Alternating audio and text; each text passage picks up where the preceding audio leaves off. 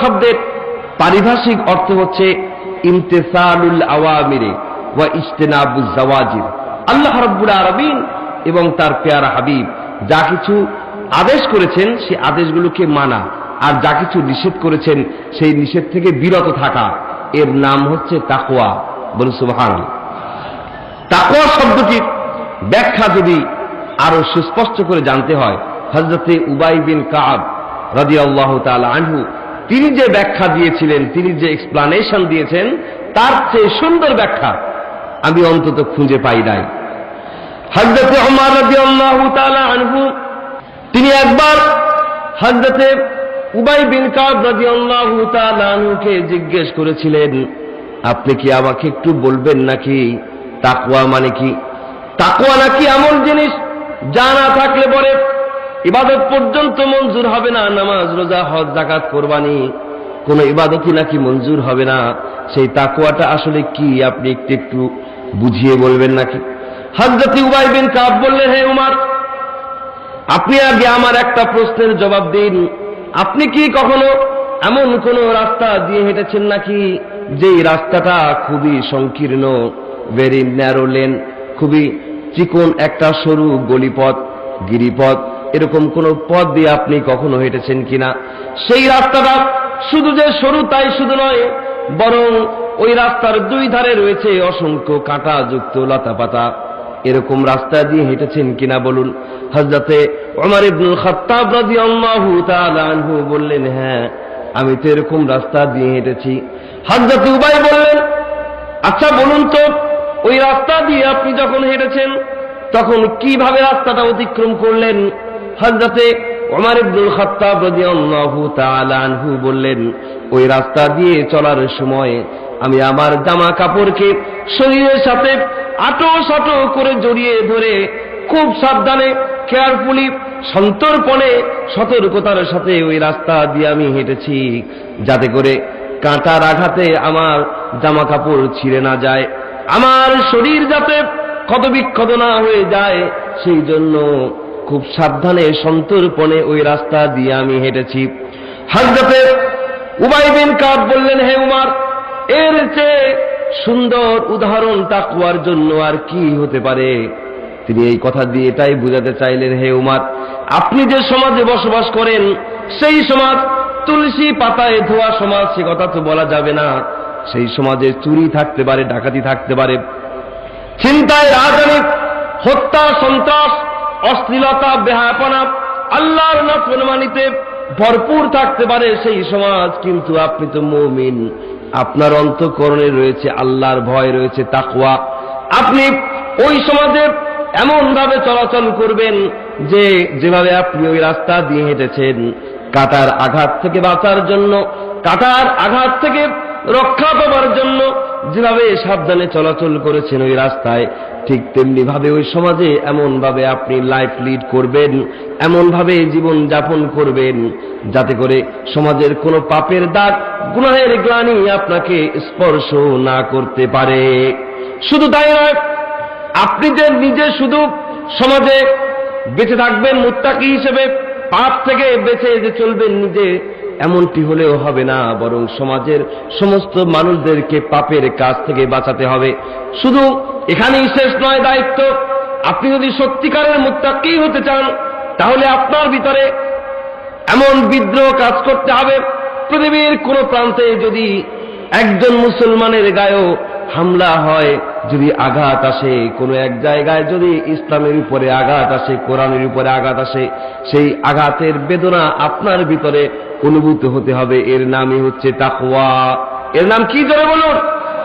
এর নাম হচ্ছে তাকওয়া।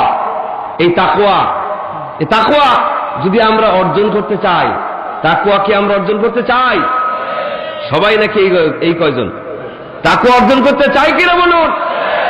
তাকওয়া যদি অর্জন করতে চাই, আল্লাহর ভয় যদি অন্তঃকরণে জায়গা দিতে চাই, তাহলে সবার আগে আমাদেরকে যে কাজটি করতে হবে সেটি হচ্ছে তাকওয়ার থাকার জায়গাটা পরিচ্ছন্ন করতে হবে। তাকওয়ার আবাসন, তাকওয়ার লজিং, তাকওয়া একজন মেহমান হিসেবে আপনি ধরুন, আপনি আপনার বাড়িতে একজন মেহমানকে দাওয়াত দিয়েছেন, নিঃসন্দেহে ওই মেহমান আসার আগেই তার থাকার জায়গাটা আপনি পরিপাটি করে রাখবেন, ঠিক কিনা বলুন? ঠিক কিনা? এটা আপনি কেন করলেন? মেহমানের সম্মানে করেছেন। তাকওয়াকে একজন মেহমান মনে করুন, তাকওয়াকে আপনি দাওয়াত দিচ্ছেন, এই তাকওয়ার থাকার জায়গাটা পরিপাটি করতে হবে, পরিচ্ছন্ন করতে হবে। আগে আসুন আমরা জানি তাকওয়ার থাকার জায়গা কোনটা। তাকওয়ার থাকার জায়গা কি হাতের মুঠোয় নাকি মাথায়?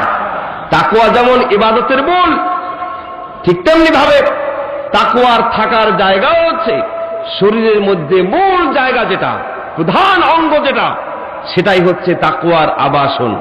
এবার আপনারা বলুন তো তাকওয়ার থাকার জায়গা কোনটা? অন্তর।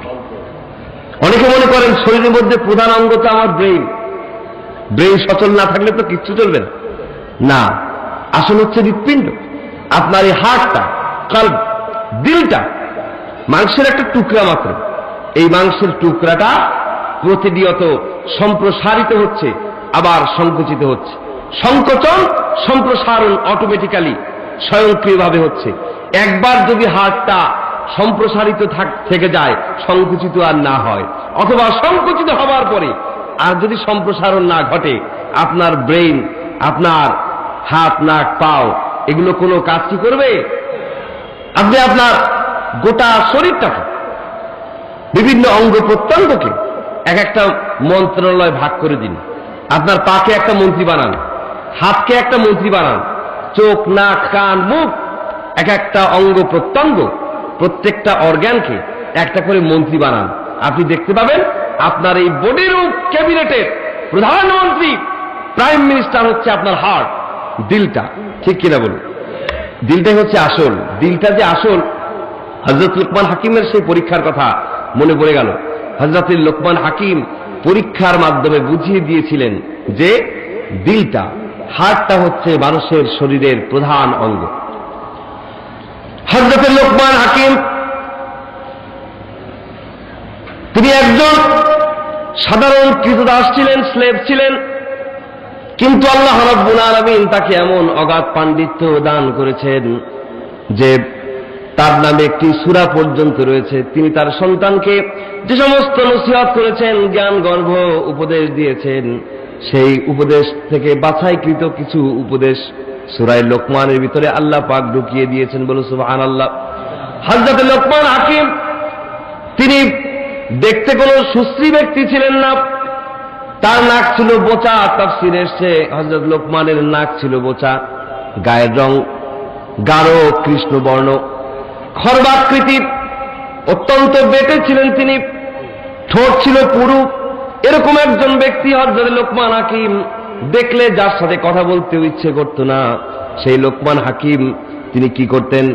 মাঠে ময়দানে তিনি মেষ চড়াতেন, গরু ছাগল চড়াতেন, কাঠ চেরাইয়ের কাজ তিনি করতেন। এই লোকমান হাকিম মাঠের কোনায় দাঁড়িয়ে যখনই তিনি কাজের ফাঁকে সময় পেতেন, তখনই ওই ফাঁকটাকে কাজে লাগাবার জন্য, সময়টাকে কাজে লাগাবার জন্য মাঠের কোনায় দাঁড়িয়ে তিনি জ্ঞান গর্ভ বক্তব্য রাখতে শুরু করতেন। দুজন চারজন লোক নিয়ে বক্তব্য শুরু করতেন, আর তার জ্ঞান গর্ভ বক্তব্য শোনার জন্য ধীরে ধীরে জনসমুদ্রে পরিণত হয়ে যেত। আর মানুষেরা ঘন্টার পর ঘন্টা ধরে মন্ত্রমুগ্ধের মতো তার বক্তব্য শুনতে থাকত। ঘটনাক্রমে তিনি যে একজন জ্ঞানী ব্যক্তি, এই খবর কেউ একজন গিয়ে তার মনিবের কাছে বলল যে আপনার যে গোলাম রয়েছে লোকমান, তার তো অনেক জ্ঞান, আপনি জানেন নাকি?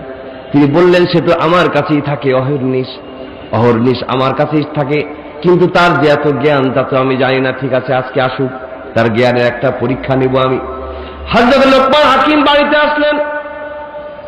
মনিব লোকমানকে দেখে বললেন, লোকমান, শুনেছি তোমার নাকি অনেক জ্ঞান, তো আজকে আমি তোমার জ্ঞানের একটু পরীক্ষা দিতে চাই। হযরতে লোকমান হাকিম বললেন, মনিব, আমার জ্ঞানের দৌরাত্ম্য কতখানি আমি তা তো জানি না। মনিব একজনকে অর্ডার করলেন, 2টা বকরি এখানে হাজির করো। 2টা বকরি এনে হাজির করা হলো। মনিব এবার বললেন, লোকমান, একটাকে জবাই করা হোক। একটা বকরি জবাই করা হলো। মনিব বললেন যে বকরিটা, যে ছাগলটা জবাই করা হয়েছে, সেই বকরিটার শরীরের সবচেয়ে উৎকৃষ্ট যে অংশটা লোকমান তুমি সেই অংশটা বের করে আমার সামনে নিয়ে আসো। হযরতে লোকমান হাকিম তিনি ওই বকরিটার বুকটা চিরলেন, বুকটা চিরে হৃৎপিণ্ড কল্ব দিলটা বের করে মনিবের সামনে এনে রাখলেন। এবার মনিব বললেন, দ্বিতীয় যে ছাগল টানতে বলেছিলাম এবার সেটা জবাই করা হোক। সেটাও জবাই করা হলো। মনিব বললেন, লোকমান, দ্বিতীয় যে ছাগলটি জবাই করা হয়েছে সেই ছাগলটার শরীরের সবচেয়ে নিকৃষ্ট যে অংশটা, সবচেয়ে খারাপ যে অংশটা, এবার সেটা তুমি এনে আমার সামনে রাখো। হযরত লোকমান হাকিম কি করলেন, তিনি তার বণিককে অবাক করে দিয়ে আবারও একই কাণ্ড ঘটালেন। তিনি ওই ছাগলটারও বুক চিরে হৃৎপিণ্ডটা কল্পটা বের করে তিনি তার মনিবের সামনে রাখলেন। মনিব বললেন, লোকমান, শুনেছি তোমার নাকি অনেক জ্ঞান, কিন্তু এ কি জ্ঞানের পরীক্ষা তুমি দিলে? যখন বললাম সবচেয়ে উৎকৃষ্ট সবচেয়ে ভালো অংশটি তুমি এনে আমার সামনে রাখো, তখন তুমি দিলটা এনে রাখলে। আবার যখন বললাম সবচেয়ে নিকৃষ্ট অংশটা নিয়ে আসো, তখনও সেই দিলটাই নিয়ে আসলে। এ তোমার কেমন জ্ঞান? লোকমান হাকিম বিজ্ঞানী, জ্ঞানী, জ্ঞানবান ব্যক্তিত্ব। হযরতে লোকমান বললেন, মনিব, আমার জ্ঞানের দৌরাত্ম্য কতখানি তা তো আমি জানি না, তবে আমি বিশ্বাস করি শরীরের মধ্যে সবচেয়ে উৎকৃষ্ট সবচেয়ে ভালো যদি কোনো অংশ থেকে থাকে তার নাম হচ্ছে দিল, আর যদি খারাপ নিকৃষ্ট কোনো অংশ থেকে থাকে তার নাম হচ্ছে এই দিল। যেহেতু একটা মানুষ তার শরীরের এই অঙ্গটা, হৃৎপিণ্ড যদি খারাপ থাকে, দিল যদি নষ্ট হয়ে গিয়ে থাকে, তাহলে এই খারাপ দিলের, নিকৃষ্ট দিলের মানুষটা নিকৃষ্ট দিলের কুপ্ররোচনায় দুনিয়ার সমস্ত খারাপ কাজ সে করে বেড়ায়, যার ফলশ্রুতিতে তার জন্য জাহান্নামটা অবধারিত হয়ে যায়। আর যদি কারো দিল ভালো থাকে, অন্তর যদি ভালো থাকে, উৎকৃষ্ট থাকে, তাহলে এই উৎকৃষ্ট দিলের অনুপ্রেরণায় ওই ব্যক্তিটি দুনিয়ার সমস্ত ভালো ভালো কাজ করে বেড়ায়, যার ফলশ্রুতিতে তার জন্য জান্নাতের দরজাটা খুলে যায়। সুতরাং আমি মনে করি ভালো কোনো অংশ যদি থেকে থাকে শরীরে তার নাম দিল, খারাপ যদি কিছু থেকে থাকে সেটার নামও দিল। বলে সুবহানাল্লাহ। হযরত লোকমান হাকিম শুধু নয়, হযরত লোকমান হাকিমের ইন্তেকালের হাজার হাজার বছর পরে আল্লাহর হাবিব রাসূল করিম সাল্লাল্লাহু আলাইহি ওয়াসাল্লাম দিল সম্পর্কে তিনিও একই কথাই বলেছেন।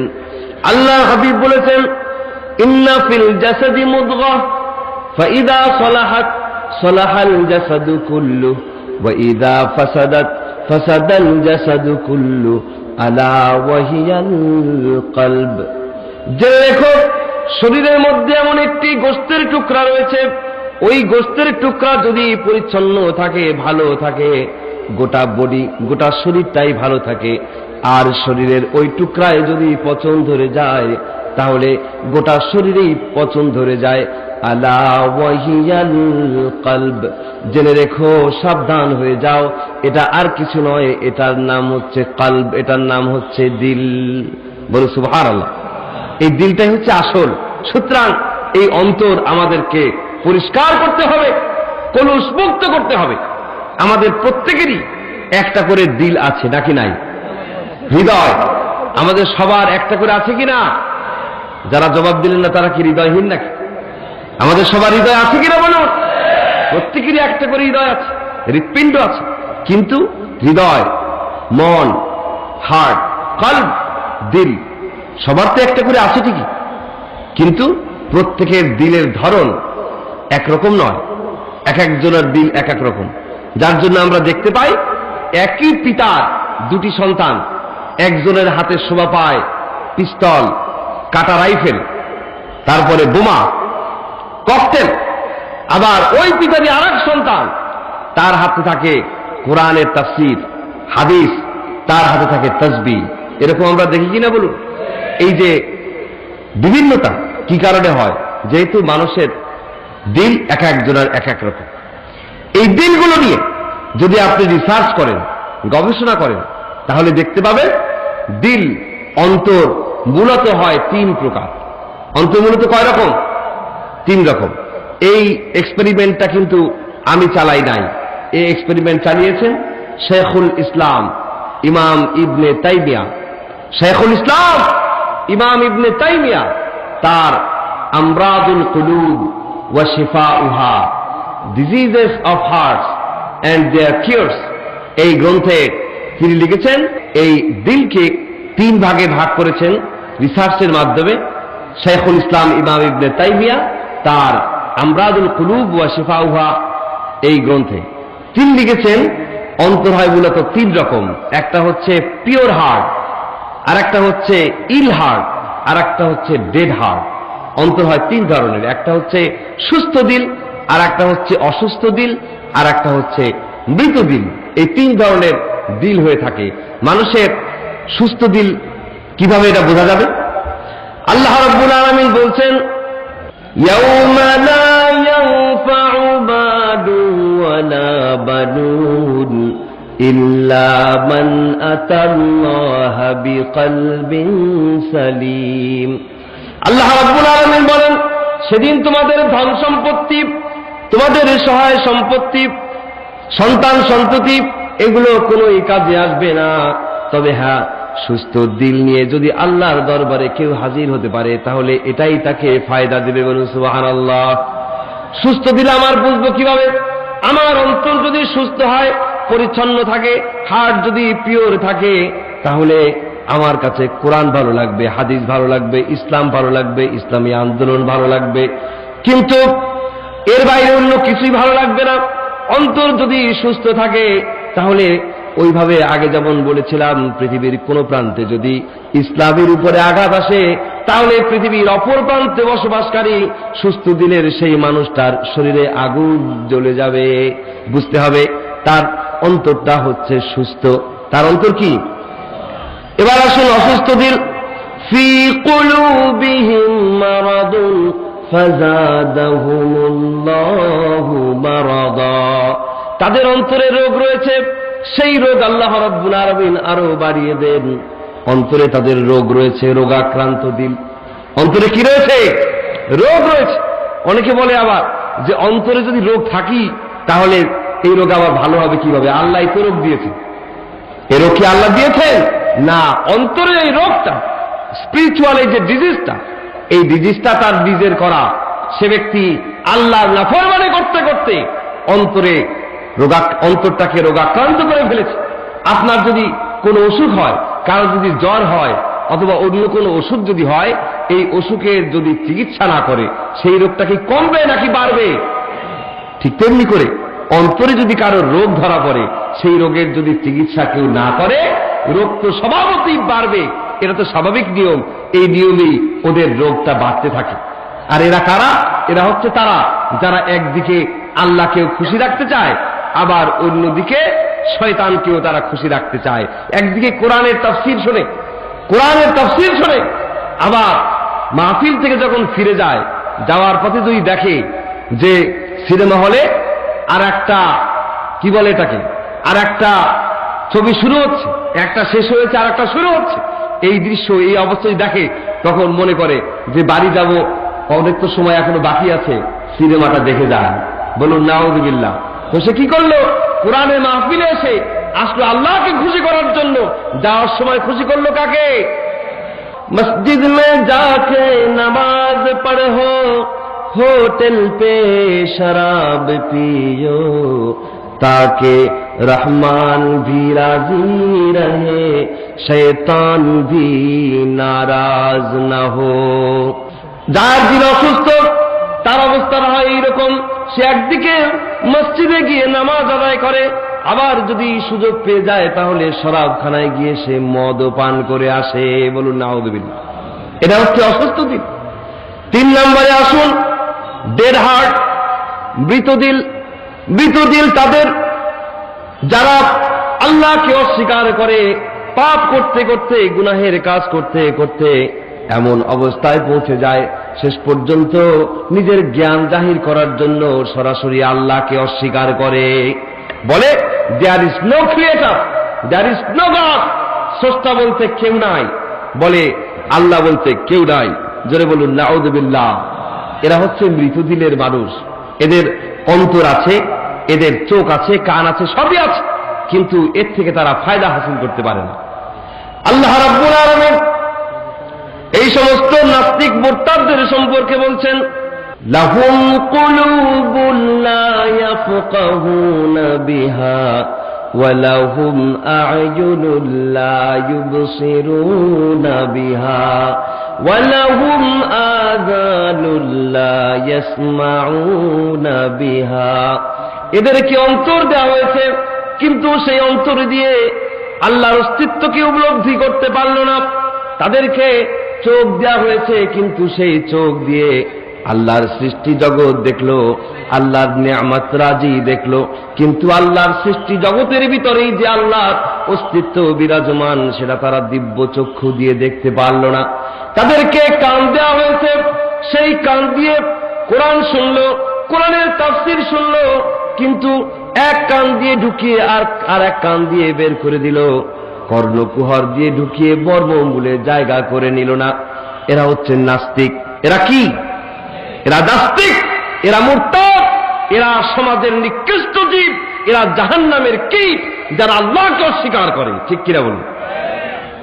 আল্লাহ রাব্বুল আলামিন এদের সম্পর্কে বলছেন, উলাইকা কাল আনআম বাল হুম আদাল। এরা হচ্ছে চার পায়া জানোয়ারের মতো, চতুষ্পদ জন্তুর মতো, বরং এর চেয়েও এরা নিকৃষ্ট। এই নাস্তিকেরা, এরা চার পায়া জন্তু জানোয়ারের চেয়েও এরা নিকৃষ্ট।